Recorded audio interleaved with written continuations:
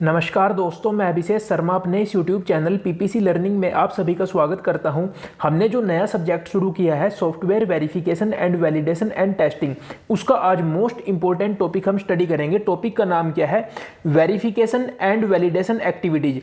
इस वीडियो में हम मेन क्या पढ़ेंगे? V and V diagram. आपके पास एग्जाम में क्वेश्चन आ सकता है, draw V and V diagram and explain it. तो ये है वी एंड वी डायग्राम। अब देखिए, ये डायग्राम आपको कहीं पर भी बना हुआ मिल जाएगा, लेकिन हमें इसमें क्या समझना है?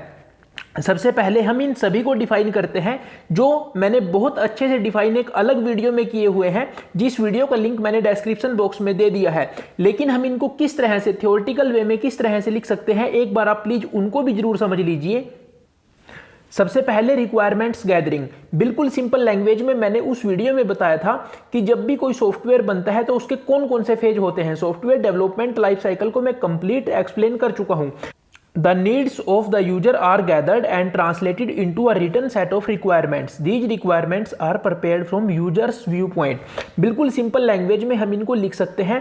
आप अगर कहीं पर भी चाहें तो वीडियो को पॉज कर कर इनका स्क्रीनशॉट ले सकते हैं, इनको अपनी नोटबुक में नोट कर सकते हैं। फिर है रिक्वायरमेंट स्पेसिफिकेशन और objectives. Here all the user requirements are specified in developers terminology. कि जो भी यूजर की रिक्वायरमेंट है उनको स्पेसिफाई किया जाता है डेवलपर की टर्मिनोलॉजी यानी डेवलपर के अनुसार। The specified objectives from the full system which is going to be developed are prepared in the form of SRS. SRS की फुल फॉर्म क्या है? Software requirement specification. इनको मैंने बिल्कुल सिंपल लैंग्वेज में वहां पे समझाया था आपको। फिर है functional design, high level design और है इंटरनल डिजाइन, जिसको हम लो लेवल डिजाइन बोलते हैं। इसके बाद आ जाता है कोडिंग। आप इनको समझ सकते हैं, जैसे लो लेवल डिजाइन में क्या होता है? Analysts prepare a micro level design document called internal design और लो लेवल डिजाइन।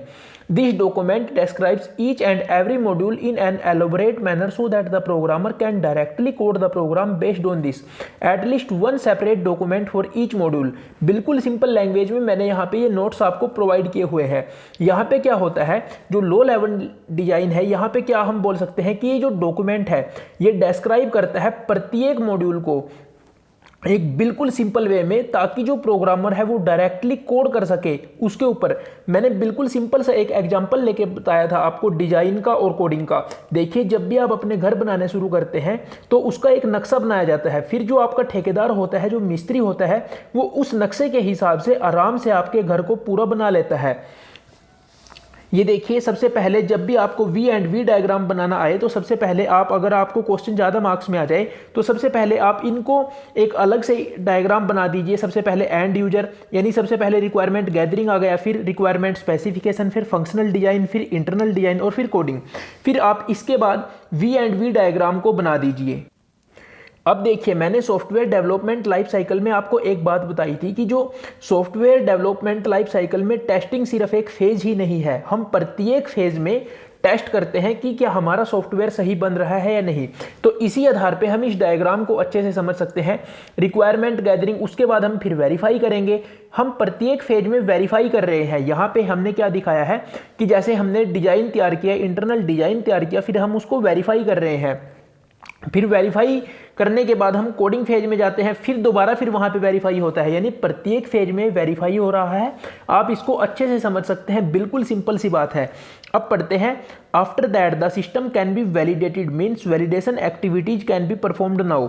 यहां तक हम इसको करने के बाद हम इसका पूरा डायग्राम जो बनाएंगे, these are executed with the help of test plans. ये जो काम है ये किसकी मदद से एग्जीक्यूट हो रहा है?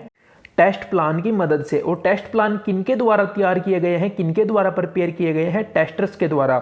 और ये प्रत्येक फेज में, सॉफ्टवेयर डेवलपमेंट लाइफ साइकिल के प्रत्येक फेज में प्रिपेयर किए जाते हैं टेस्टर्स के द्वारा। ये पूरा आपका वी एंड वी डायग्राम है, वेरिफिकेशन एंड वैलिडेशन डायग्राम। बिल्कुल सिंपल है। देखिए, यहाँ पे हम क्या दिखा रहे हैं, प्रत्येक फेज में हम वेरीफाई कर रहे हैं। बिल्कुल सिंपल सी बात है। ये फेज आप सभी को याद है। इस साइड आप वेरीफाई कर रहे हैं, यहाँ पे रिक्वायरमेंट गैदरिंग के सामने हम क्या कर रहे हैं? एक्सेप्टेंस टेस्ट प्लान को हम बिल्ड कर रहे हैं। फिर उसके बाद एक्सेप्टेंस टेस्टिंग हो रही है। यहाँ पे रिक्वायरमेंट स्पेसिफिकेशन में हम क्या कर रहे हैं? सिस्टम टेस्ट प्लान को बिल्ड कर रहे हैं। और फंक्शनल डिजाइन में क्या कर रहे हैं? फंक्शन या फिर हम इंटीग्रेशन टेस्ट प्लान को बिल्ड कर रहे हैं। और इंटरनल डिजाइन में हम क्या कर रहे हैं? यूनिट टेस्ट प्लान को बिल्ड करते हैं। और यहाँ पे क्या होती है यूनिट वैलिडेशन टेस्टिंग, यहाँ पे होती है फंक्शन टेस्टिंग जिसको हम इंटीग्रेशन टेस्टिंग भी बोल सकते हैं यहाँ पर, फिर होती है सिस्टम टेस्टिंग, और फिर होती है एक्सेप्टेंस टेस्टिंग, और फिर होती है इंस्टॉलेशन टेस्टिंग। इनके नाम से ही समझ आ रहा है कि हम इनको, अगर हमें इनके बारे थोड़ी थोड़ी थ्योरी भी लिखनी पड़े तो हम खुद लिख सकते हैं कि सबसे पहले यहाँ पे यूनिट वैलिडेशन टेस्टिंग हो रही है, फिर इंटीग्रेशन टेस्टिंग हो रही है। हम टेस्टिंग वाला जो अगला टॉपिक पढ़ेंगे उसमें टेस्टिंग कितनी तरह की होती है मैं उसके ऊपर कंप्लीट वीडियो बनाऊंगा। तो ये हमारा टॉपिक यहाँ पे खत्म होता है। आप वी एंड वी डायग्राम को बिल्कुल सिंपल अच्छे से ड्रा कर सकते हैं। अगर आपको वीडियो अच्छी लगी हो तो वीडियो को लाइक जरूर कीजिए। थैंक यू, मिलते हैं अगली वीडियो में।